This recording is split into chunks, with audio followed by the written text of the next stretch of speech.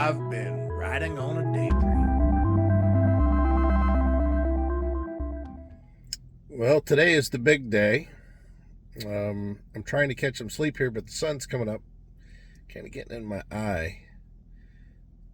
But we got up at about 5 o'clock this morning. Heidi's surgery should have already started. It was supposed to start at 7, and hopefully everything's okay. They're going to give me a call. The nurse said that she was going to give me a call whenever I could go in, which would have been about 2 to 2.5 hours from around 6 o'clock. So I'm just waiting here in the parking lot. I ran to McDonald's and got something to eat because I was kind of hungry. But boy, I hope everything's okay. I mean, I'm not as nervous about it as Heidi is, because I obviously I'm not going through it. But yeah, she was pretty nervous about that. We want to thank RV Mattress by Brooklyn Bedding for sponsoring this video. We've been really happy with this mattress, but it didn't start out that way. Initially, we ordered what we thought, getting the biggest mattress available, was going to be the correct mattress for us. But luckily for us, they have a pretty liberal policy on a 120 night trial, to where if you don't like the bed, you can contact them. We got this giant monster. We preferred the way that it felt whenever it was a little bit cooler out, but when it got warmer, it was just a little bit too warm for us. We had to run our air conditioner a little bit cooler than what we wanted, which is not ideal. And we knew there were going to be other options, and we went ahead and took advantage of their trial. And guess what that was? Yeah, they went ahead and told us, no problem, we'll get you another mattress. So FedEx delivered yet another mattress.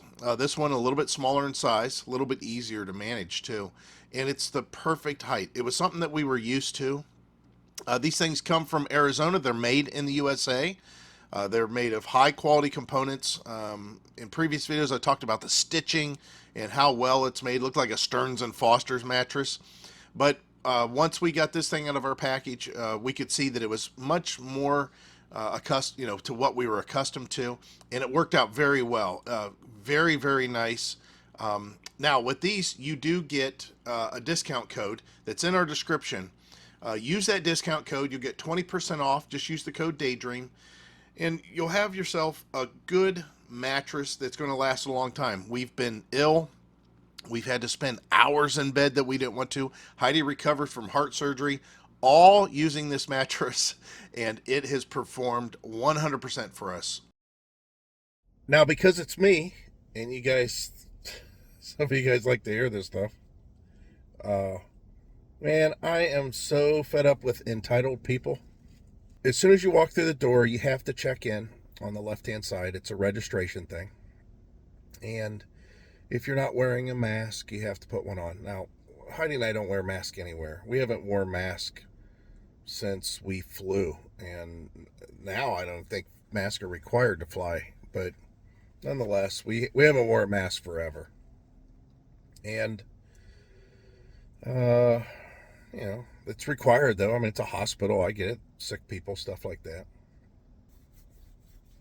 You ever just look at somebody and you can tell? This one lady had to be in her 80s, and she had her hair dyed and cut with a ponytail, little ponytail, like she's spunky.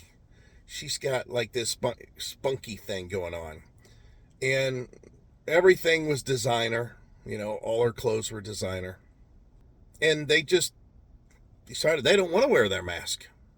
Now, the one lady the daughter had it hanging off of her ear, like that was something. Nonetheless, I just had the feeling, right?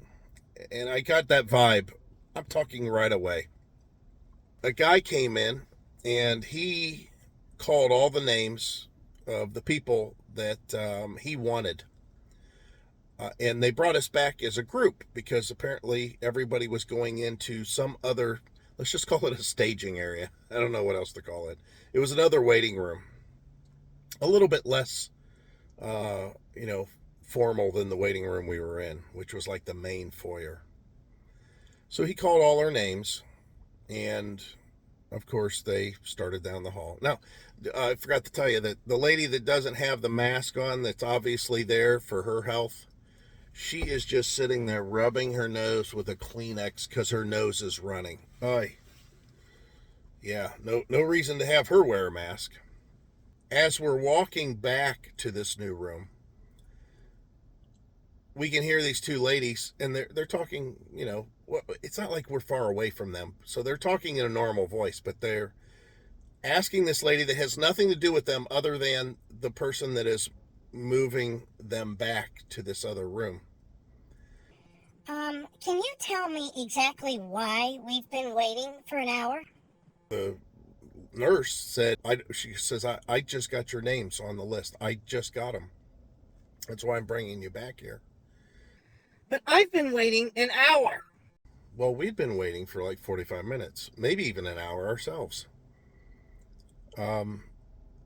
She said, well, that has to do with your doctor. Well, they told us to be here at whatever time it was.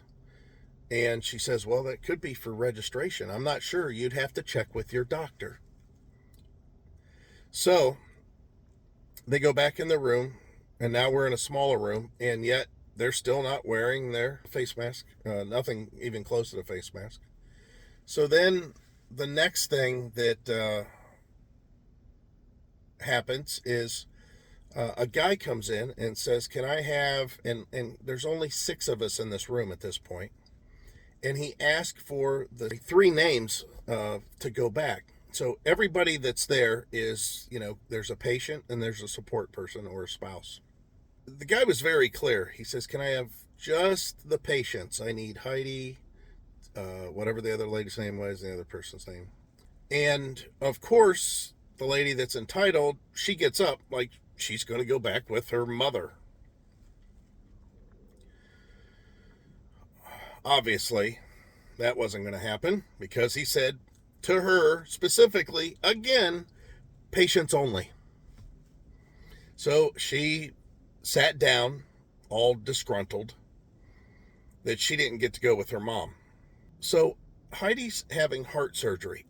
I don't know if anybody else in there is having any kind of a procedure that is more serious than Heidi's this morning.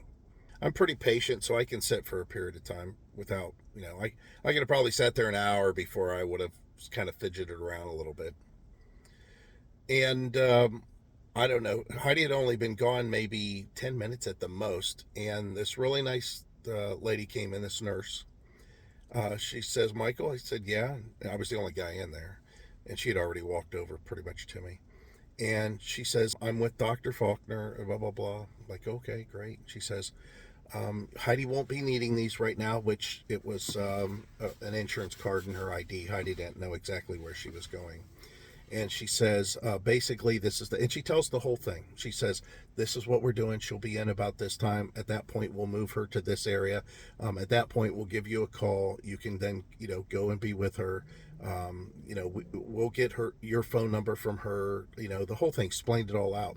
She says, but you don't have to be here. She says, if you want to get something to eat, if you want to go get a coffee, whatever, she goes, you can do that. She goes, you know, it's going to be a while. And I'm like, oh, I'm so glad that she told me that. That's nice. But I would have been willing to sit there, like I said, for about an hour until I fidgeted around and then maybe came out to the car here and just hung out. Even then, I wouldn't have gone, what's going on? What's happening? You know, that kind of thing. So I told her, thank you. I appreciate it. And as I stand up and I'm, you know, she's leaving the room and I'm leaving the room. Of course, entitlement, she's like, Excuse me, nurse. I want to know, is a nurse going to come in for every one of us and explain what's happening? And again, she says, I don't know. You're going to have to check with your doctor on that. You know, I don't know. I'm with his wife's doctor. Well, I've been sitting here and I have no idea what's going on. They just took her back and I have no idea what's happening. Excuse me for not reporting in, you know. God forbid, she's on a whole different schedule and plateau of needing to be advised. I just, again, I'm a pretty good judge of character if the person doesn't know that I'm observing them and they're acting naturally, and you could just see it right away. I mean, it was so apparent. Yeah, you got that vibe so hard from these people. So that's my rant, and gives me something to do and for you guys something to hear. And again, hopefully everything's going good with Heidi. We'll check in a little bit later with that. But I think I'm going to try to close my eyes a little bit more. Hopefully that sun goes up a little higher and the roof line takes it away from us.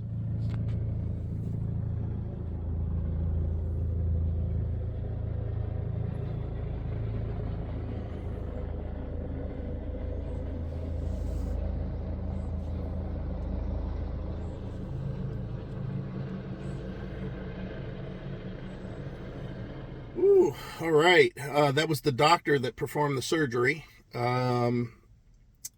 Really nice of him to call. He said that everything seemed to go really well, that they did the ablation. The problem that whenever you have this type of surgery is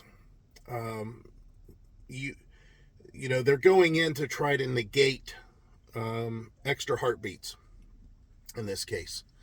And he said that they negated them, and they've been observing, as she's still under anesthesia. They've been observing her the entire time for a little while, not wanting to, remove all the invasive instruments that are still in her. And they're waiting to see if, they truly did negate those extra beats. And they're not coming back, or they need to do more. They don't want to do too much, but they want to do enough that they don't come back. And he says, so far, nothing. He says it's fine, that there's nothing, no.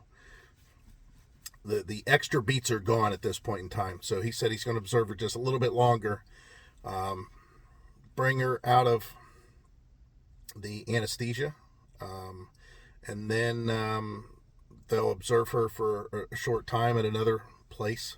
Then they'll move her to another location. At that point, I should be able to go and see her.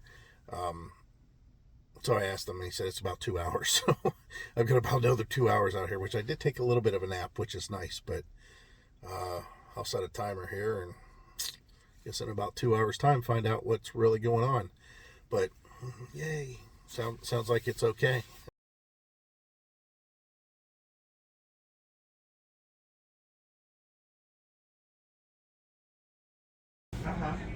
Well, we got this nice flower arrangement from our viewers Tim and Brenda up in Massillon, Ohio.